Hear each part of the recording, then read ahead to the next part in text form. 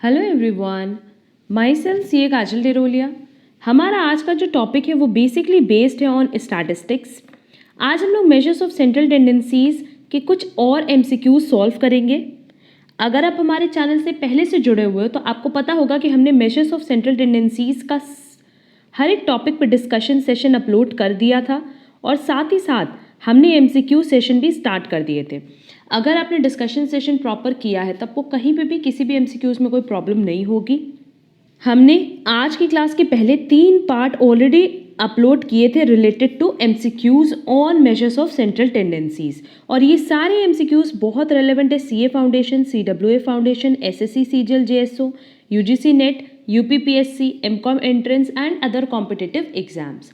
कोई भी एग्जाम हो कॉमर्स बेस्ड, स्टैटिस्टिक्स से कुछ क्वेश्चंस तो वहाँ कवर करता ही करता है, और ये सारे क्वेश्चन आपके लिए बहुत इंपॉर्टेंट है अगर आप कोई भी कॉमर्स बेस्ड कॉम्पिटिटिव एग्जाम के लिए प्रिपरेशन कर रहे हो। तो अगर आपने कोई भी क्लास मिस की हो related to measures of central tendency तो कोई प्रॉब्लम नहीं है, सबकी लिंक आपको डिस्क्रिप्शन बॉक्स में प्रोवाइड की गई है, वहाँ से वो क्लासेस आप कवर कर लेना। और साथ ही साथ आप हमसे टेलीग्राम पे भी कनेक्ट हो सकते हो, हमने लिंक आपको प्रोवाइड की है डिस्क्रिप्शन बॉक्स में। कोई भी डाउट हो, कोई भी क्वेरी हो तो आप हमें डायरेक्टली मैसेज कर सकते हो टेलीग्राम पे। तो चलो फिर हम लोग अपना आज का सेशन स्टार्ट करते हैं, जहां हम लोग कुछ और एमसीक्यूज करेंगे related to measures of central tendencies. देखेंगे हमारे पास पहला क्वेश्चन है, the geometric mean of the number of this is.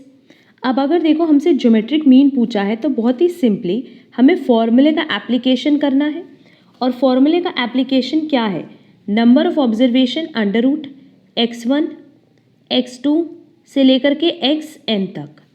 हमारे पास यहाँ 5 ऑब्जर्वेशंस दिया है, तो सिंपली हम लोग यहाँ क्या करेंगे, ज्योमेट्रिक मीन का फॉर्मूला अप्लाई करेंगे, 5 under root 3 multiply by 9 multiply by 27 multiply by 81 multiply by 243। अब देखो करना क्या है ना कि जब आपको ज्योमेट्रिक मीन की बात करें तो आप अंदर की जितनी भी वैल्यूज़ हैं उन सब के बेस को सेम कर लो, क्योंकि अगर बेस सेम होगा तो आप पावर को मल्टीप्लाई कर सकते हो। और देखो सारे जितने भी यहाँ पे डिजिट्स दिए 9, 27, 81, 243 सब के सब डिविजिबल हैं किससे, 3 से। तो ये हो जाएगा 3 to the power 1 multiply 3 to the power 2, क्योंकि 9 था, फिर 3 3 ज़ा 9, 9 3 ज़ा 27, ये 3 टू द पावर 4 होगा, 3 3 ज़ा 9, 9 3 ज़ा 27, 27 3 ज़ा 81, एंड लास्ट जो 243 दिया है वो होगा 3 टू द पावर 5। और ओवरऑल कितना था, 1 डिवाइडेड बाई 5, क्योंकि उतने नंबर ऑफ ऑब्जर्वेशन है। अब देखो सबका बेस सेम है ना, तो जो पावर है उसको आप ऐड कर दो। क्लियर? तो 1 + 2 + 3 + 4 + 5 ये आएगा to the power 15, 1 divided by 5। अब अगर हम ब्रैकेट ओपन करेंगे तो ये हो जाएगा 15/5 और 3 to the power 3, that is 3 3 ज़ा 9, 9 3 ज़ा 27। तो करेक्ट आंसर क्या होगा, 27। देखो जो कि हमारे पास दिया ऑप्शन सी में। Next, for a class consisting of 60 students a test on English was conducted, the marks obtain by the students are given below. ये सारे मार्क्स दिए हुए हैं, इनफैक्ट ये क्लासेस दी हुई है और ये फ्रीक्वेंसी दी है। What is the median mark obtain by the students in the class. हमें क्या कैलकुलेट करना है, मीडियन। हमारे पास कौन सी सीरीज़ दी है, कॉन्टिन्यूस सीरीज़ दी है, एंड जब हमने मीडियन के फॉर्मूले के क्लास अपलोड की थी तो वहाँ हमने डिटेल में डिस्कस किया था कि कॉन्टिन्यूस सीरीज़ में कौन सा फॉर्मूला अप्लाई होता है, एंड साथ ही साथ वहाँ हमने एग्जाम्पल के साथ कॉन्टिन्यूस सीरीज़ सॉल्व भी करवाई थी। तो चलो फिर हम लोग एप्लीकेशन कर लेते हैं फॉर्मूले का और देखते हैं कि कैसे सॉल्व होगा। कॉन्टिन्यूस सीरीज़ में मीडियन कैलकुलेट करने के लिए जो हमारे पास स्टेप था, सबसे पहला स्टेप था कि आपको CF कैलकुलेट करना है, क्योंकि नो डाउट अगर क्लास दी हुई है कॉन्टिन्यूस सीरीज़ में तो वो असेंडिंग ऑर्डर में ही दी होगी। सेकेंड स्टेप था कि आप n/2 कैलकुलेट कर लो, सो दैट आपको क्लास के बारे में पता चल जाएगा कि मीडियन क्लास कौन सी है, एंड अकॉर्डिंगली आप फॉर्मूले का एप्लीकेशन करोगे, lower limit plus n/2 minus CF divided by F multiply by I। और ये किसके बेसिस पे होगा, इसके बेसिस पे जो मीडियन क्लास आई होगी। क्लियर? तो सबसे पहले जो हमारे पास क्वेश्चन है हम वो यहाँ पे लिख रहे हैं। अब देखो सबसे पहले with the help of frequency हम क्या निकालेंगे, क्यूमुलेटिव फ्रीक्वेंसी। पहला हो जाएगा 7, फिर होगा 7 + 15 22, देन +18 40, देन 52, देन 58, देन 60, और क्वेश्चन में भी अगर देखोगे तो लिखा हुआ था स्टार्टिंग में ही कि for a class consisting of 60 students, की टोटल कितने स्टूडेंट्स है 60। तो अब इस बेसिस पे आप n/2 निकाल लो, दैट इज 60/2, और हम कह सकते हैं 30th टर्म जो कि कहाँ लाई कर रहा है, इस पर्टिकुलर क्लास में। बस अब हमें इस पर्टिकुलर क्लास की हेल्प से क्या कैलकुलेट कर लेना है बेटा, मीडियन। मीडियन क्या होगा, लोअर लिमिट जो कि 45 है, प्लस n/2 कितना आया 30, माइनस इस क्लास के पहले जो मीडियन क्लास है उसके पहले का क्यूमुलेटिव फ्रिक्वेंसी, मीडियन क्लास की फ्रीक्वेंसी दैट इज 18, और multiply by class interval. Class interval कैसे निकालते हैं, upper limit minus lower limit जो कि हो जाएगी 20। इसको सॉल्व करते हमारे पास आंसर आ जाएगा। ये देखो 45 प्लस, पहले इसको सॉल्व करना, इसको सॉल्व करने पे जो वैल्यू आ रही है वो आ रही है 8.8889। तो हमारे पास जो आंसर आएगा वो आएगा 53.8889, दैट इज मीडियन कितना आ गया 53.889, जो कि देखो हमारे पास ऑप्शन डी में दिया है, तो करेक्ट आंसर क्या होगा, D. Next, the third decile for the number of this is, अब देखो d3 निकालना है, और d3 के लिए डायरेक्टली हमें फॉर्मूला अप्लाई करना होता है kn+1/10। बट इसके लिए सबसे पहले आपको सीरीज़ को अरेंज करना होगा असेंडिंग ऑर्डर में, और जब हम असेंडिंग ऑर्डर में अरेंज करेंगे तो आएगा 9, 10, 11, 12, देन 15, 18, 20, 25। तो ओवरऑल नंबर ऑफ ऑब्जर्वेशंस मेरे पास कितने दिए हैं, 8। तो 3 मल्टीप्लाई बाय 8 + 1 कितना हो जाएगा, 9 डिवाइडेड बाय 10, और हम कह सकते हैं 2.7 टर्म। अब देखो 2.7 टर्म की वैल्यू कैसे निकालते हैं, वैल्यू ऑफ सेकेंड टर्म जो कि मेरे पास कितनी दी हुई है 10 प्लस 0.70। अब थर्ड टर्म की वैल्यू से सेकेंड टर्म की वैल्यू माइनस करेंगे, तो सेकेंड वैल्यू मेरे पास, सेकेंड टर्म की वैल्यू है 10 प्लस 0.70, थर्ड टर्म की वैल्यू है 11, तो 11 माइनस 10। इसको सॉल्व करने पे मेरी वैल्यू आ रही है 10.70, तो करेक्ट आंसर क्या हो जाएगा, B 10.70। For a negatively skewed distribution, हमने बताया था कि अगर सिमेट्रिक डिस्ट्रीब्यूशन है तो mean is equal to median is equal to mode होगा, जहां पे हमारी स्क्यूनेस कितनी होती है 0। बट अगर पॉजिटिव स्क्यूनेस है तो उस केस में मीन मीडियन से बड़ा होगा और मीडियन मोड से बड़ा होगा, एंड नेगेटिव स्क्यूनेस में जस्ट इसका रिवर्स होता है कि मीन छोटा होता है मीडियन से और मीडियन छोटा होता है मोड से, या हम कह सकते हैं कि यहाँ मोड सबसे बड़ा होगा। स्क्यूनेस पे as well as symmetrical distribution and asymmetrical distribution पे हमने ऑलरेडी डिटेल डिस्कशन किया हुआ है, जहां हमने रिलेशनशिप बताया था मीन मीडियन मोड का। 2 क्लासेस हमने अपलोड किए हैं रिलेशनशिप से रिलेटेड, वो क्लास आपके लिए बहुत इंपॉर्टेंट है क्योंकि उसे कई बार एग्जाम में क्वेश्चंस कवर करते हैं, तो वो क्लास अब ज़रूर से कवर कर लेना। अब क्योंकि नेगेटिवली स्क्यूड पूछा है तो नो डाउट करेक्ट आंसर क्या होगा, C. Next, the mean of 30 values was 150. It was detected on rechecking that one value 165 was wrongly copied as 135 for the computation of mean. The correct mean is, अब correct mean का भी हमने formula तो बताया ही हुआ है, इस पे भी हमने अलग से क्लास डाली थी कि corrected mean is equal to क्या होता है। पहले हम फॉर्मूला रिवाइज करा रहे हैं, incorrect summation x minus incorrect item plus correct item divided by n. Clear. अब देखो सबसे पहले हम अगर करेक्टेड मीन की बात करें तो हमें इनकरेक्ट समेशन एक्स चाहिए, वो हम कैसे निकालेंगे। देखो मीन का फॉर्मूला क्या होता है, समेशन एक्स अपॉन एन, और यहाँ लिखा है कि मीन ऑफ 30 वैल्यूज वॉज 150, मतलब 150 मीन था, समेशन एक्स नहीं दिया था और नंबर ऑफ ऑब्जर्वेशन 30 था, तो समेशन एक्स यहाँ से आ तो जाएगा 4500। क्लियर। तो करेक्टेड मीन सीधे सीधे निकाल लो, 4500 प्लस, अब इसको पढ़ो क्या लिखा है कि एक वैल्यू जो कितनी होनी चाहिए थी 165, मतलब करेक्ट आइटम कौन सा है 165, पर वो रॉन्गली कॉपीड हुआ एज 135, मतलब गलत आइटम कौन सा है 135, डिवाइडेड बाय अभी भी ऑब्जर्वेशन कितना रहेगा 30, क्योंकि एक हमने ऐड किया और एक लेस कर दिया। इसको सॉल्व करने पे हमारी वैल्यू आएगी 151, तो करेक्ट आंसर क्या होगा, बी 151।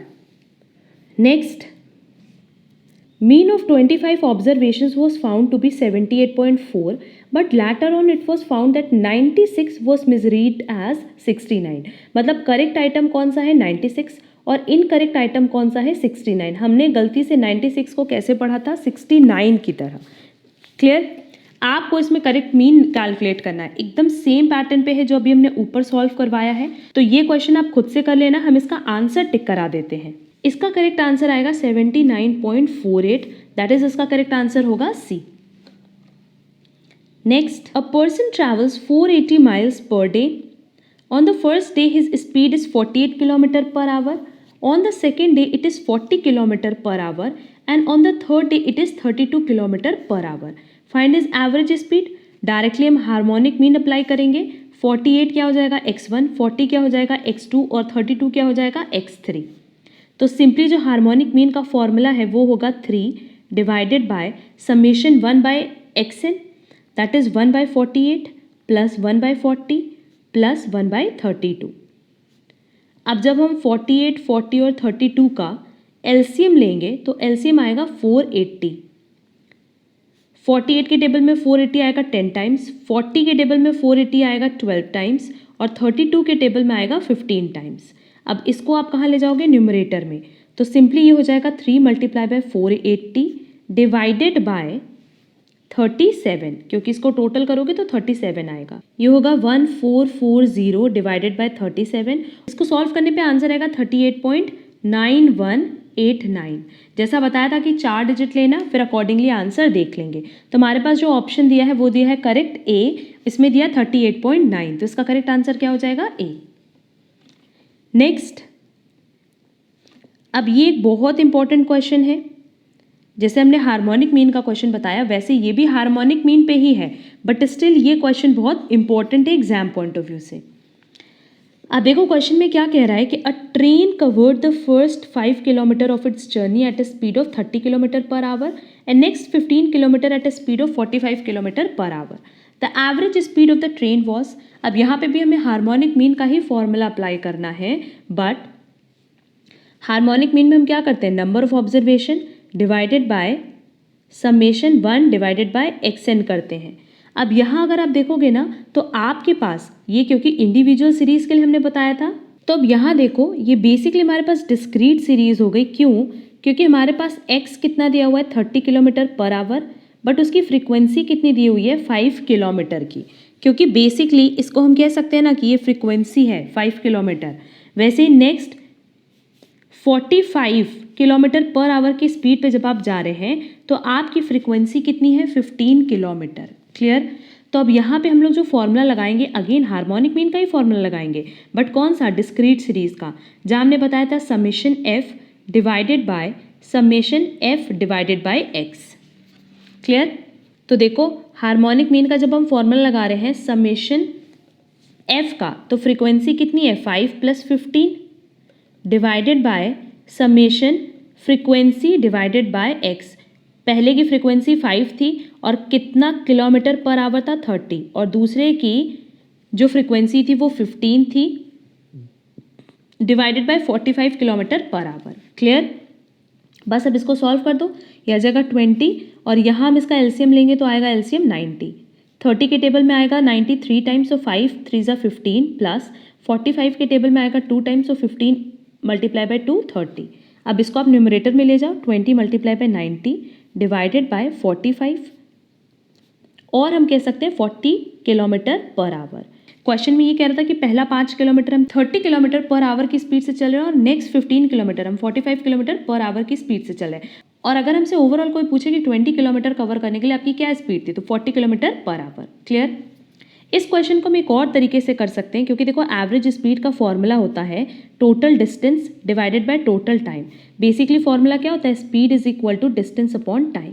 और अगर हमें एवरेज स्पीड निकालनी है तो total distance upon total time. Total distance कितना था? 5 + 15 किलोमीटर, और टोटल टाइम कितना है? सबसे पहले का है 5/30 और दूसरे का है 15/45। तो आप चाहो तो इस तरीके से भी सॉल्व कर सकते हो, या directly with the help of harmonic mean के फॉर्मूले से भी कर सकते हो। दोनों केस में आंसर सेम आएगा 40 किलोमीटर पर आवर। तो इसका करेक्ट आंसर हो जाएगा B, 40 kilometre per hour.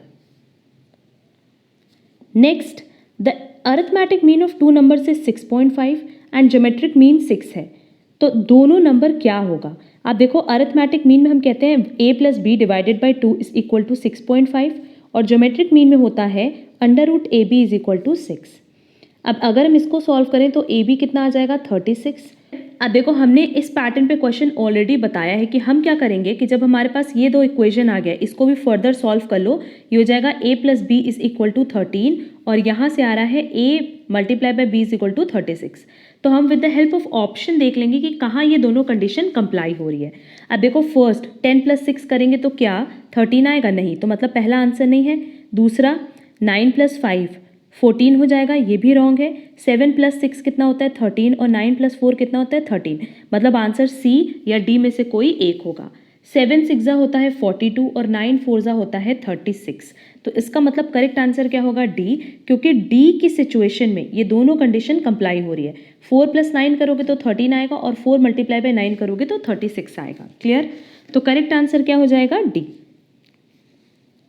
Next, the mean salary for a group of 40 female workers is 5200 per month और 60 मेल वर्कर्स की कितनी है 6800 पर मंथ। तो कंबाइंड सैलरी निकालनी है, बहुत ही ईजिली हम निकाल सकते हैं कंबाइंड मीन के फॉर्मूले से, जो कि है n1 multiply by mean 1 plus n2 multiply by mean 2 divided bye n1 plus n2 that is 100। बस इसको सॉल्व करके आप आंसर निकाल सकते हैं। इसको सॉल्व करने पे आंसर आएगा 6160, दैट इज करेक्ट आंसर होगा ए 6160। नेक्स्ट, मोड बताना ऑब्जर्वेशन का, जो कि इजीली हमें दिख रहा है कि 4 बहुत बार रिपीट हुआ है, तो करेक्ट आंसर क्या होगा? 4, दैट इज डी, क्योंकि मोड मतलब क्या? जो भी ऑब्जर्वेशन मैक्सिमम टाइम अकर कर रहा है। Clear? Next, if a variable assumes a value this with frequencies this then what is the arithmetic mean. अब देखो हमारे पास वेरिएबल कितना दिया है 1 2 3 4 5 और फ्रीक्वेंसी कितनी दी है 1 2 3 4 5। तो बहुत ही सिंपली अगर हमें मीन निकालना है तो हम क्या करेंगे? Summation F x divided by summation F. F multiply by x करो 1 4, ये 3 है 9 16 25। आप इसका टोटल निकालो और इसका टोटल निकालो, इसका टोटल तो 15 आएगा और इसका टोटल आएगा 55। तो हम क्या करेंगे 55 डिवाइडेड बाय 15 और हम कह सकते हैं 3 के टेबल से कट करेंगे तो 11/3। तो करेक्ट आंसर होगा ए 11/3। देख लो हर एक क्वेश्चन में आपको सिर्फ फॉर्मूले का एप्लीकेशन करना है और ये सब कुछ हमने डिस्कस किया अपने डिस्कशन सेशन क्लास में। बहुत ही प्रॉपरली हमने एक एक एग्जाम्पल के साथ कॉन्सेप्ट क्लियर किया है, तो आप डिस्कशन सेशन क्लास ज़रूर कवर कर लेना। Next, if the arithmetic mean and geometric mean for two numbers are given then the two numbers are, ये क्वेश्चन रिपीट है, अभी हमने ऊपर सॉल्व करके बताया था कि इसका करेक्ट आंसर क्या होगा? B 9 and 4। Next, if there are two groups जहां 30 and 20 ऑब्जर्वेशन है एंड अरिथमेटिक मीन दिया है 50 60, तो आपको कंबाइंड अरिथमेटिक मीन निकालना है। बहुत ही सिंपली आप इसका कंबाइंड अरिथमेटिक मीन निकाल सकते हो with the help of this formula. तो ये क्वेश्चन आप खुद से कैलकुलेट कर लेना। इसका करेक्ट आंसर आएगा B 54। Next, if there are 3 observations in the sum of deviation of arithmetic mean is sum of deviation, अगर अरिथमेटिक मीन से लिया गया है तो हमेशा वैल्यू कितनी आएगी? 0, और ये हमने प्रॉपर्टीज ऑफ अरिथमेटिक मीन में बताया है।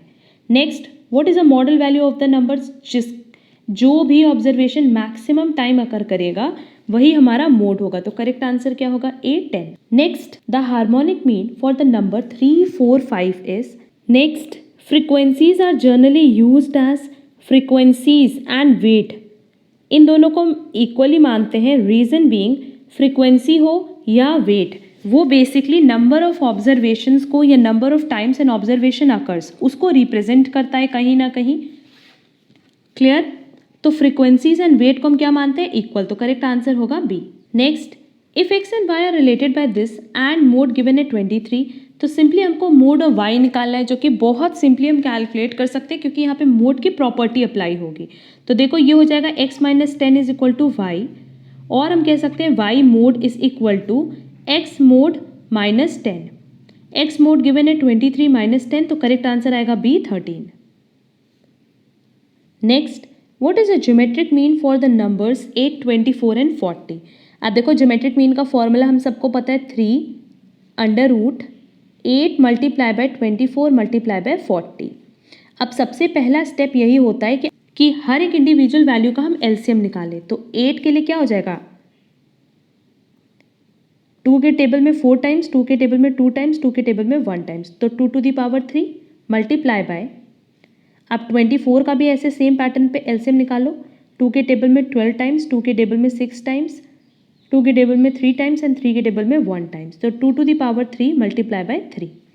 एंड 40 का जब हम एलसीएम निकालेंगे तो ये हो जाएगा 2 के टेबल में 20 टाइम्स, 10 टाइम्स, 5 टाइम्स एंड 5 के टेबल में 1 टाइम्स, तो 2 to the power 3 multiply by 5।